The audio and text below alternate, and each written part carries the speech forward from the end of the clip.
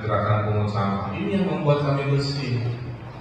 Jadi tadi ya, kepemimpinan karena contoh. Saya bilang, wahai warga Bandung, kalau mau bersih, kita bikin namanya GPS, gerakan pungut sampah. Senin, Rabu, Jumat kalau di Kota Bandung, anak sekolahan, pegawai kantoran pungut sampah, Pak.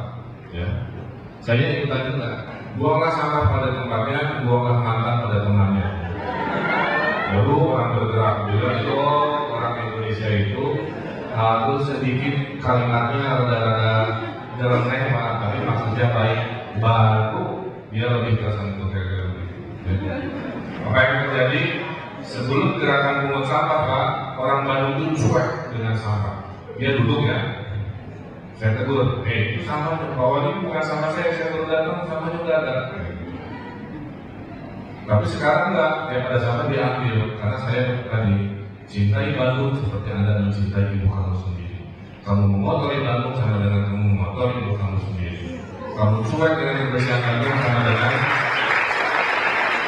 kamu menistakan ibu kamu. Itu pakai bahasa hadis kan? Ya, bahwa ibu, maka ya baru apa? Ya, ibu baru apa? Maksud saya begitu. Nah sekarang sih relatif kan? Ya bisa. Itu orang Indonesia, malas bayar pajak, malas bayar zakat. Nih dengerin ya.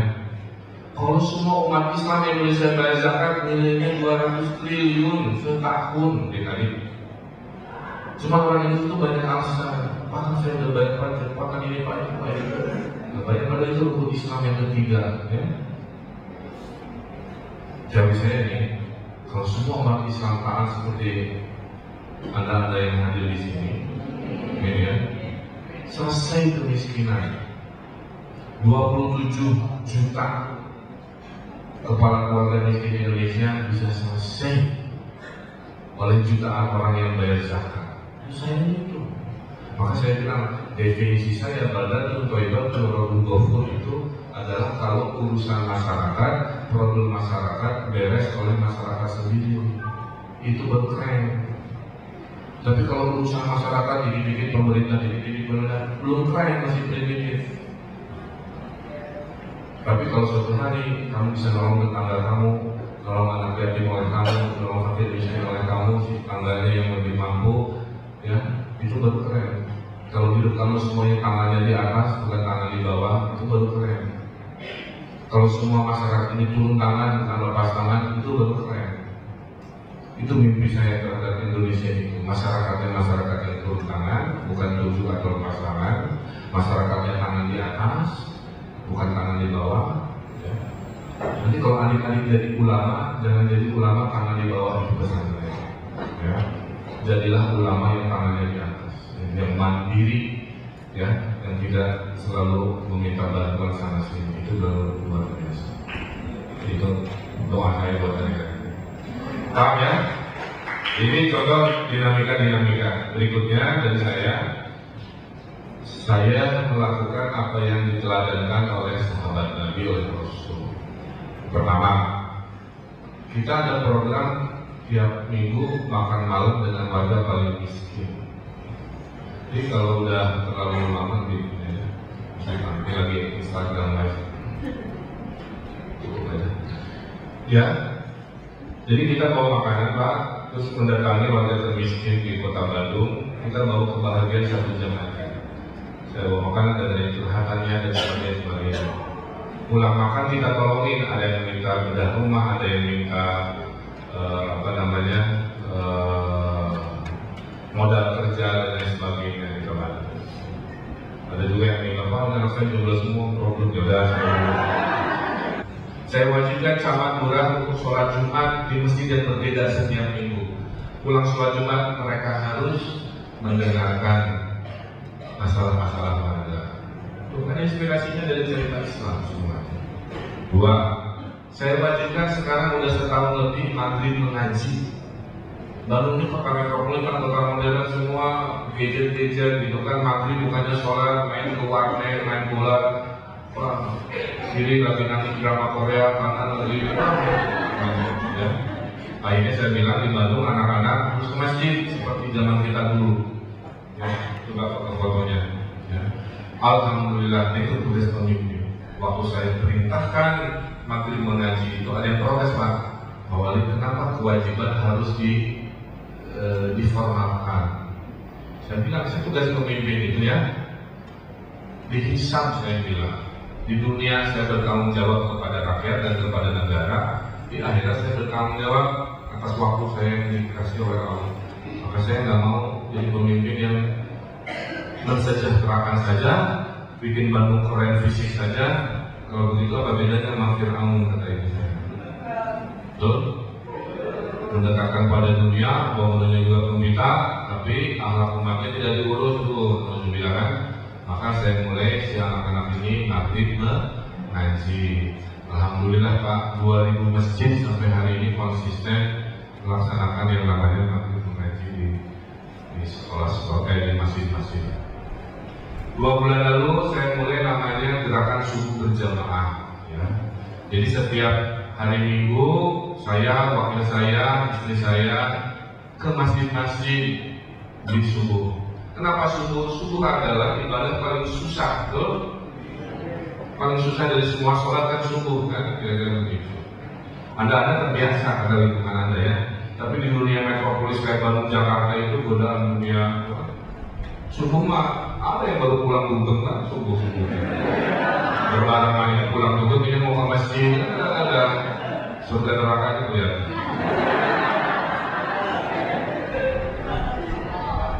Nah, akhirnya saya lakukan itu sebagai tanggung jawab saya ya, akhirat saya. Apa yang terjadi? Ternyata diapresiasi oleh anak-anak muda. Tiap minggu saya posting. Kenapa hari Minggu latihan? Pak, kenapa nggak tiap hari? Afdolnya tiap hari, tapi seminggu sekali dulu lah. Kenapa pilih hari Minggu? Supaya nggak banyak alasan. Kalau hari Minggu kan nggak kerja, betul? Nggak sekolah. Jadi saya bilang hari Minggu aja gerakan ini, coba dulu. Setelah sholat subuh ngantuk, tidur lagi silakan sampai hari Rabu, boleh. Atur-atur, Car Free Day lagi pingin. Pokoknya para pejabat harus ikutan ya. Kembali juga kalau sekali-kali ikutan.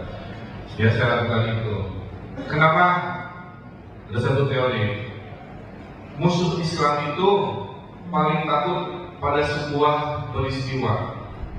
Yang bilang ulama di Palestina, ada di Facebooknya. Saya terharu.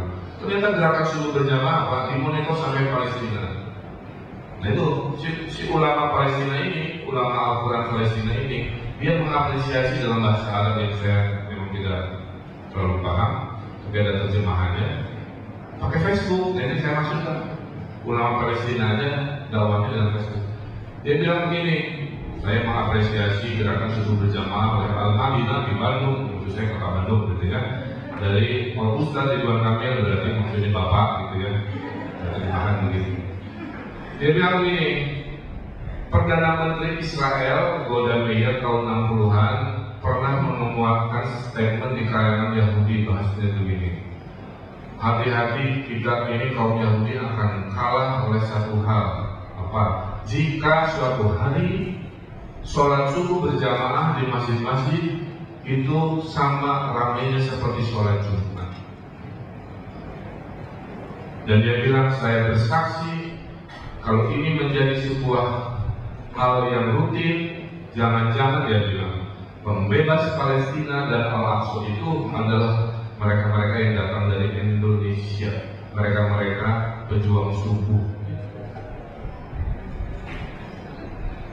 Jadi akhirnya dengan semangat dari ulama Palestina menguatkan saya, ini gerakan subuh berjamaah harus jadi gerakan nasional. Waktu saya wali kota, saya posting aja ngajakin kota-kota se-Indonesia. Jadi kebahagiaan orang Singapura ya, orang Korea dengan orang kita tuh beda.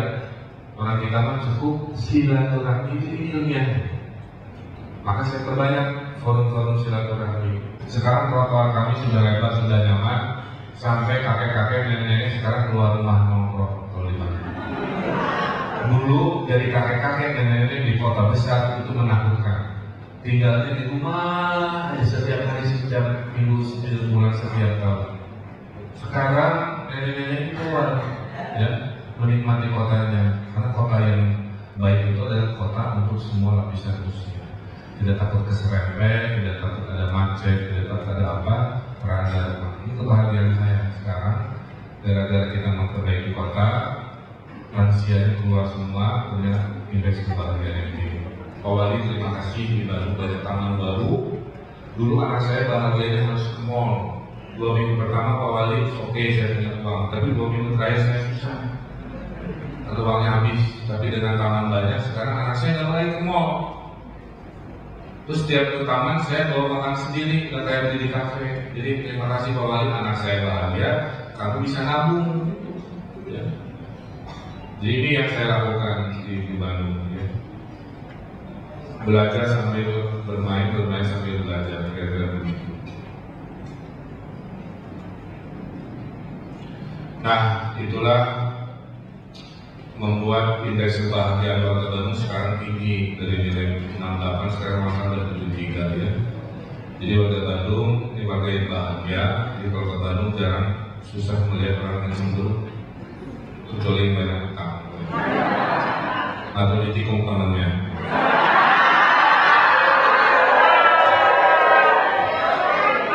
Aman dibanyakin, makin menggaji digalakan. Trotoar diperlebar, subuh berjamaah kita jalankan, kan begitu ya. Dan tadi inilah Baldatun Baidotul Warudul versi saya ya. Sehingga kalau saya berhenti jadi pemimpin, bisa kalau Subhanahu wa Ta'ala minimal saya ada persiapan bahwa sudah saya seimbangkan urusan dunia akhirat, fisik dan mental dan seterusnya. Saya kira itu dulu ya. Saya masih ada waktu, sudah masih ya, sampai jam 12 mungkin. Saya juga pertanyaan ya, mumpung saya ada di sini, jauh-jauh dari Bandung, jauh sekali ya. Saya Putri Sukmawati dari SMA Tren Sains Tugu Ireng ingin menanyakan, kemajuan suatu negara tidak lepas akan peran serta masyarakat dan pemerintahan daerah. Begitupun dengan pembangunan negara Indonesia ini tidak akan lepas akan unsur kemakmuran dan keadilan. Bagaimana cara Bapak mewujudkan unsur kemakmuran dan keadilan yang tepat untuk membangun negara Indonesia agar lebih maju dibanding negara-negara yang lain? Terima kasih. Bisa dibilang kami ini sudah melakukan perubahan besar terhadap suatu kota itu. Nah tentunya kalau setiap ada perubahan biasanya diikuti dengan resistensi dari berbagai pihak, dari pihak masyarakat atau pemerintahan sendiri. Nah, pertanyaan saya, gimana sih cara KMI untuk mengatasi resistensi tersebut? Gitu.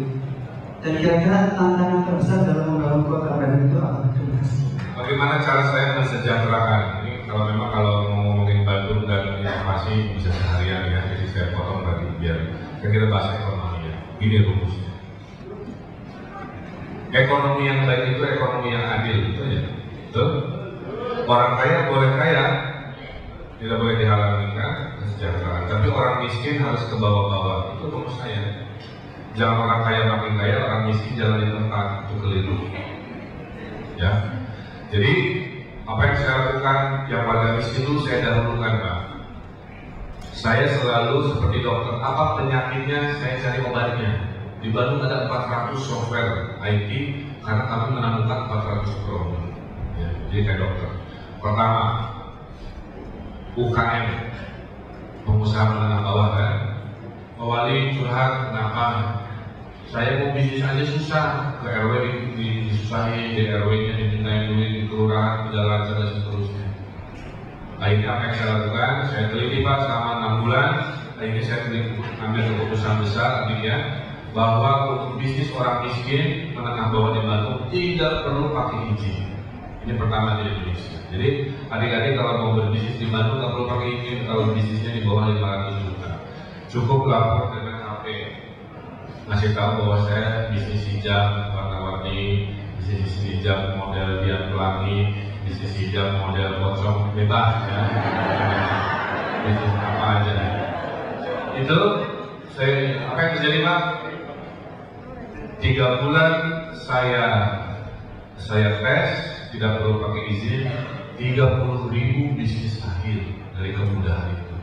Itu kuncinya kekuasaan yang Allah berikan. Kalau kita gunakan untuk kebaikan umat, itu 30.000 itu. Bayangkan saya cuek dengan curhatannya ya, terus saya nggak berupaya, apa yang terjadi? 30.000 bisnis tidak lahir. Tidak ada 30.000 pergerakan barang, uang, kemakmuran, tuh. Jadi saya hilangkan kesusahannya, saya mudahkan, hilangkan sama sekali. 2, keluarga miskin nggak punya duit, tuh. Saya punya bank, saya kasih duit.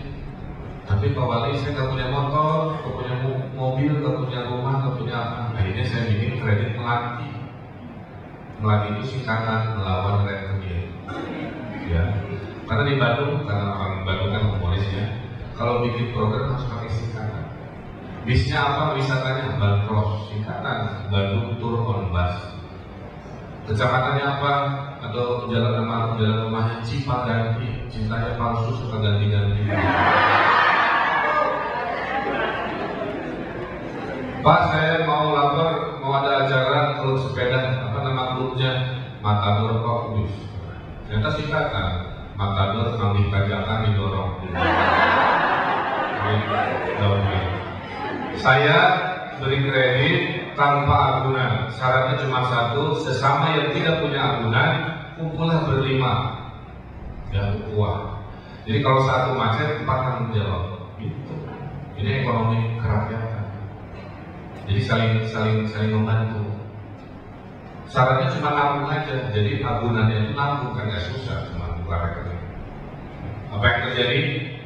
2.000-an warga miskin selama setahun ini terbebas dari rekening.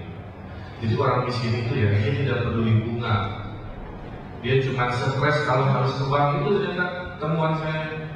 Maka saya bilang, ya, kalau mau memberantas rentenir di Indonesia cuma satu rumusnya, bank yang mendekati warga, bukan warga yang datang ke kantor bank, itu aja. Kalau warga masih harus disuruh ke bank, dia udah terintimidasi, udah stres duluan. Itu kenapa rentenir tenang. Rentenir nggak ada kantornya, di bawah duit, lihat lapak, lihat usaha, sih duit, cuma bunganya mencekik kan gitu ya. 15% sebulan, sekian ratus % per tahun, harus bilang. Saya lawan kemiskinan dengan cara itu. Izin saya hilangkan, modal saya kasih, jadi dipersusah, ya. Yang ketiganya, jualannya saya bantu hari ini itu dengan sebuah toko namanya Little Bandung. Jadi di Bandung itu produk-produk yang sudah baik saya masukkan ke sebuah toko namanya Little Bandung. Tokonya ada 2, toko fisikal, ada fisiknya, ada toko digital. Ya. Yang digitalnya gabung dengan Tokopedia, saya jualin online, 20 juta transaksi. Kalau yang fisikalnya, kita sampai sudah buka di Malaysia. Jadi kalau Anda ke Malaysia, kita ada 2 toko, satu di Selangor, satu di Kuala Lumpur. Nama tokonya di mall, judulnya Little Bandung. Ya. Itu bukan kampanye ya, mohon maaf ya. Itu lagi tanda cinta Indonesia gitu. Ya, jawab ya. Jadi orang kaya silakan makin kaya, tapi orang miskin harus ke bawah-bawah. Saya sebagai negara proteksi yang warga lemah dulu. Pemasaran saya bantu, izin saya hilangkan, modal saya kasih. Paham ya? Nah itulah insya Allah menjadi inspirasi Indonesia. Yang kedua, asistensi. Coba tampilin kita pemindahan rumah kumuh yang orang Indonesia itu tidak suka perubahan yang membuat dia tidak nyaman. Tuh. Jadi saya ini di resistensi dari sejak hari pertama sampai sekarang masih ada resistensi. Punya satu apa? Komunikasi. Tuh. Ibu dari semua masalah adalah miskomunikasi. Kalau bapak dari semua masalah adalah mas komunikasi.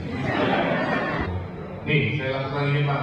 Saya bersila seperti mereka, duduk kayak wali kota terus kayak raja. Saya duduk bersila curhat, rengkuh bahasa Sunda itu ya. Rengkuh itu untuk sebagai tanda sopan, memanusiakan manusia bahasa Indonesia. Gitu, ya. Ngobrol, Pak, Ibu, Bapak ini ilegal di sini, tapi hidupnya saya jamin. Bapak kalau banjir kan masalah, bisa ada orang mati dan sebagainya. Bapak udah saya siapin apartemen di Serang. Ayo kita sama-sama. Bapak takut kehilangan kerja, saya cari kerjaan. Anak-anak pendidikan takut, saya urusin gratis oleh saya. Setahun kan ada provokator. Provokatornya bukan si penduduk, mahasiswa.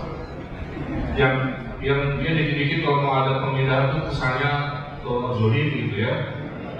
Saya dengar itu. Nah, kan terjadi setelah resistensi dari masyarakat hadir dengan komunikasi, tempatnya sekarang jadi begini. Memang jadi KPH. Tiba-tiba warga Bandung tahu bahwa di belakang pemukiman kumuh ilegal itu ada hutan yang puluhan tahun orang tidak tahu. Bahwa di hutan itu ada 6 mata air di tengah kota, coba bayangkan. Ya, hadir orang Indonesia. Nah inilah yang dalam kepemimpinan pentingnya yang namanya komunikasi. Jadi resistensi itu pasti ada, tapi kita sabar ya. Saya ini dibully rajin ya, bisa dimaki banyak, tapi sabar aja. Yang penting kita tidak melanggar hukum, melanggar syariat. Saya ingin bertanya, kesadaran untuk menjadi negara yang makmur itu kan diwujudkan dari pendidikannya juga. Bagaimana peran Anda dalam membangun pendidikan di Kota Bandung? Apakah beda kurikulum dengan kota-kota yang lain di Jawa Barat? Terima kasih. Assalamualaikum warahmatullahi wabarakatuh. Mau bertanya, tadi setiap orang atau setiap orang yang sudah besar mempunyai guru atau inspirator orang yang memotivasi. Ya, inspirator ada yang memotivasi.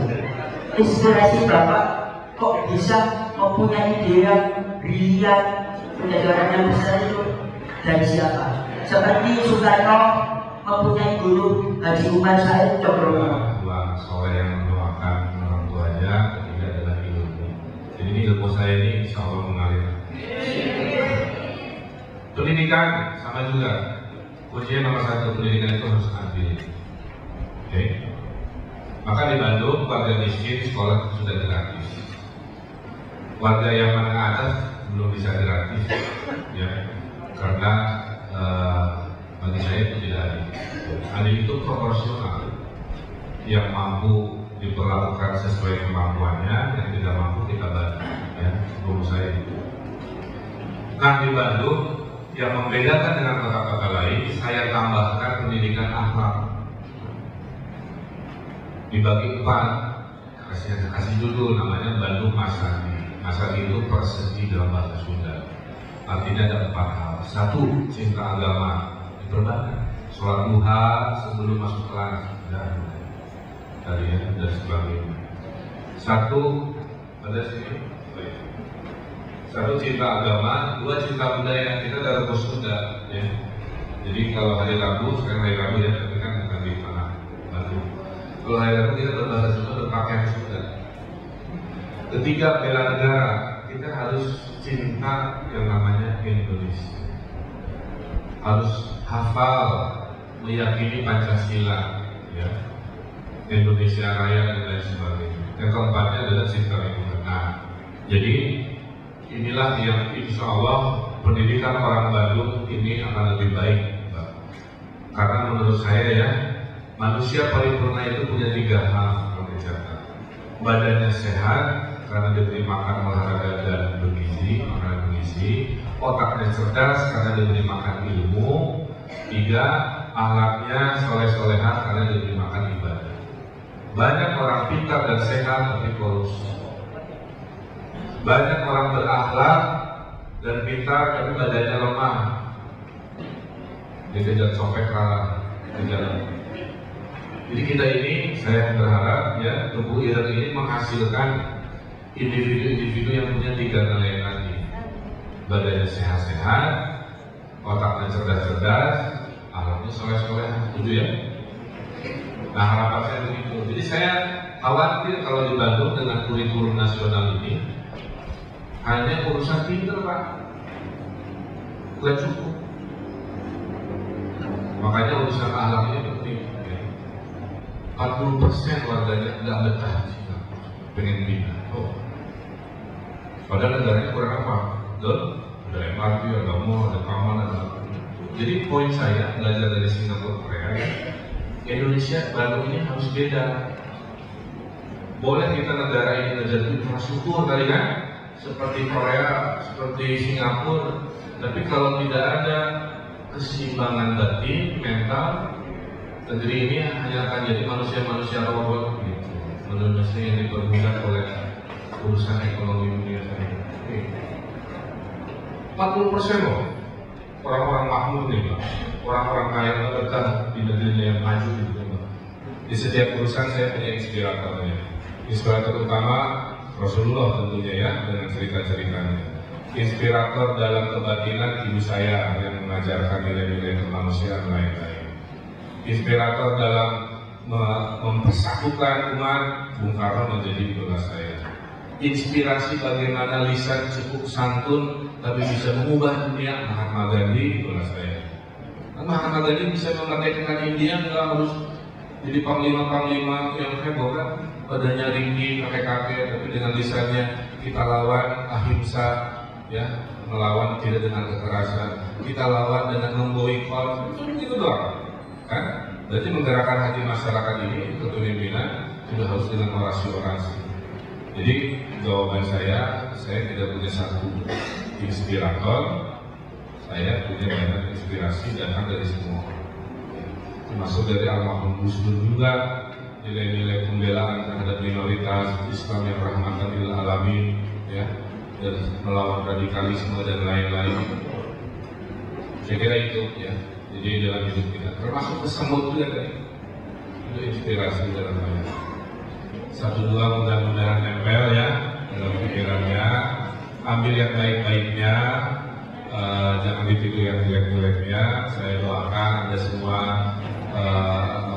mencapai semua nawaitunya, ya, cita-citanya, dan seperti biasa jangan lupa follow di channel kami. Itu saja dari saya. Wallahul muwaffiq ila aqwamit thoriq. Wassalamualaikum warahmatullahi wabarakatuh.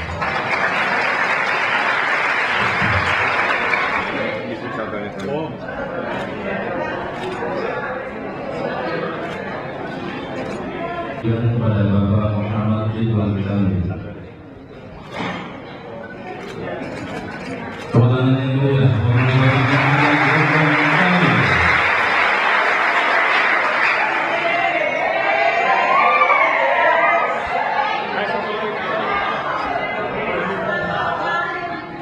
Oke. Udah HP-nya udah titik. Jempolnya. Dibelikan nanti sore sampai malam. Apa yang di-MOU-kan, kebetulan kita akan menghibahkan Smart City ya, software pengelolaan pemerintahan dan manajemen kota ke kota kabupaten itu. Tapi dalam perjalanannya kita mampir dulu, diundang oleh Ibu Sola. Kebetulan Ibu Sola kan sama-sama arsitek dulunya di ITB, jadi satu alumni. Saya 2 jam ngasih masukan, ceramah ke anak-anak tentang nilai-nilai kepemimpinan hari ini, tentang krisis di Indonesia yang butuh cara baru dalam memimpin, kan, bagaimana Bandung bisa berubah. Dulunya nilai dan reputasinya kurang baik, sekarang sudah ranking 1 di banyak reformasi birokrasi dan lain-lain. Intinya menyemangati mereka agar menjadi santri yang juga paham dengan kondisi hari ini lah. Salah satunya adalah dakwah dengan digital. Oke, 1, 2, 3. Dulu di Bandung.